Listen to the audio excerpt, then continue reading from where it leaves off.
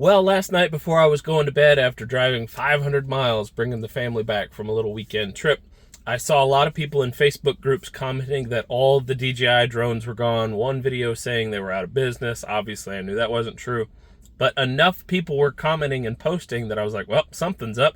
Let me take to the webs and find out. And sure enough, if you go onto DJI's web store, I have it scrolling over here, something that I did this morning, you will notice that all of their drones are out of stock.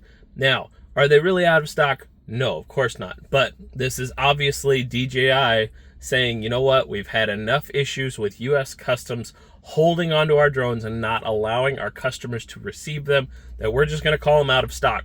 So this is yet another story and chapter in the DJI versus US government. So do we like it? Of course not. And it's not only the drones. There are cameras as well. There's the Pocket 3 and the Action 5 Pro. Those things are out of stock. Not everything is out of stock because the Power 1000 is still there. I saw a gimbal that was still kind of in stock.